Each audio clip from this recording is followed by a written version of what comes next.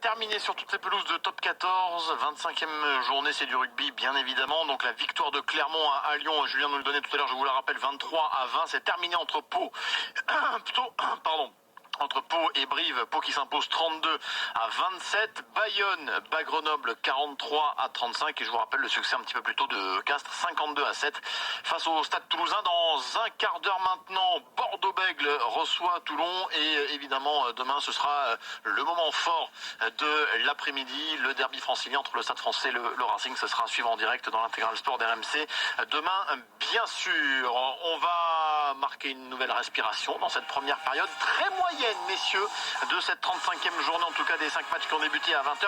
Un seul but inscrit pour l'instant, c'est à Montpellier où Lille mène un but à 0 et encore c'est un penalty transformé par Depréville. 0-0 partout ailleurs bien sûr. Hashtag RMC Live, vous êtes les bienvenus durant cette soirée foot. En attendant l'événement boxe de ce soir à partir de 23h, le championnat du monde poids lourd entre Joshua et Klitschko en direct de Wembley bien sûr, où 90 000 personnes s'attendent à vivre un combat historique. A tout de suite.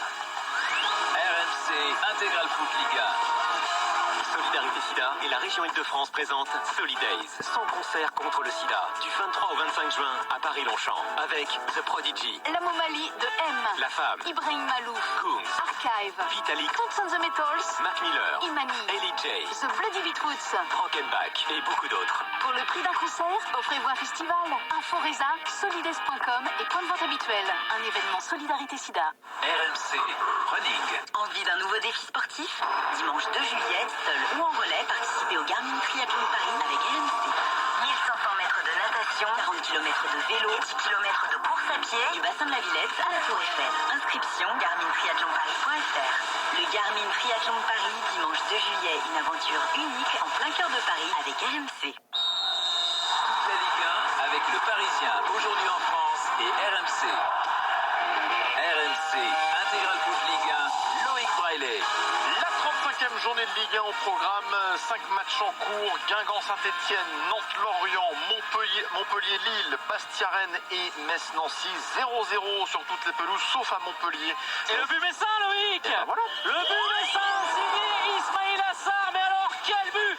Quel but! C'est parti d'un corner de Nancy. Ismail Assar qui récupère le ballon avant le recentral. Il part tout seul, il dribble toute la défense nancéenne qui était restée derrière sur ce corner pour aller marquer et ouvrir le score, battre Girolamo Ndi Nsembe. Ça fait 1-0 pour le Football Club de Metz dans ce derby. On joue depuis 29 minutes. La chevauchée fantastique d'Ismail Assar. 1-0 pour Metz face à Nancy donc, et 1-0 pour Lille à Montpellier. Pénalty transformé par Depréville. Guingamp-Saint-Etienne, Xavier Grimaud. 29 minutes de jeu, toujours 0-0 et c'est pas très bon ce qu'on voit. Les Guingampais essayent avec notamment Yanis Salibur qui aimante tous les ballons guingampais et qui passe à chaque fois sur son aile droite, mais les ballons dans la surface ne sont pas très bien exploités. Par contre les Verts, il n'y a absolument rien depuis le début de la rencontre.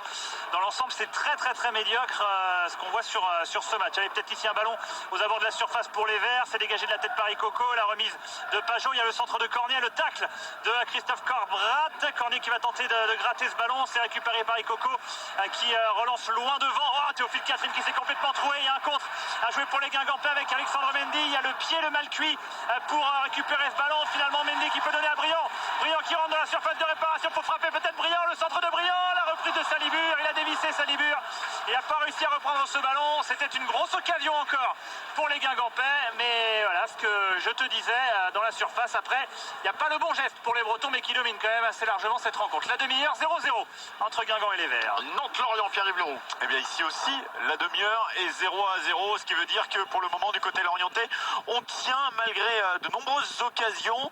Il y a des petites tentatives d'aller de l'avant, mais c'est quand même compliqué. Waris et Mukanjo ont du mal à se jouer de la défense nantaise, donc c'est tout pour la défense du côté lorientais, et on sait que c'est quand même pas le fort des Morbihanais qui ont eu des difficultés depuis le début de la saison dans cette partie de terrain, mais ça tient. Pour le moment, les Nantais qui n'arrivent pas à trouver la faille, encouragés par leur public disséminé un petit peu partout, donc il y a plusieurs copes puisque la tribune noire est fermée.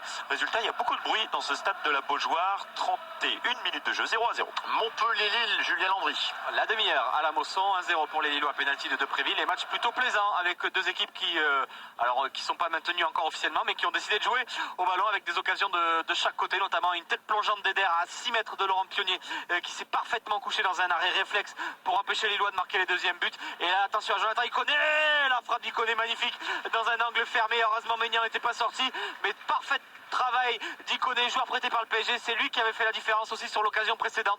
Sur ce côté gauche, cette contre-attaque à 4 contre 2. Et avec ce centre à retrait parfait pour Issa Kembenza, seul quasiment au point de pénalty. Et il n'arrive pas à cadrer sa frappe. Et le corner qui va suivre avec Cessignon qui va frapper ce corner. Mais vraiment, les Montpelliérains ont bien réagi depuis l'ouverture du score des Lillois. Avec Cessignon, c'est frappé fort au premier poteau avec Mounier. Et ça passera juste au-dessus de la barre transversale. Et il y aura de nouveau un corner pour les Montpelliérains. C'est Amadou qui a concédé ce corner. Cette fois-ci, c'est Riyad Boudbouz de l'autre côté qui va aller frapper ce corner après 32 minutes de jeu. Et c'est Hilton avec Amadou qui est venu mettre le genou devant la tête d'Hilton pour empêcher le capitaine brésilien de cadrer ce ballon. Boudbouz avec son pied gauche qui va essayer de trouver. On voit Hilton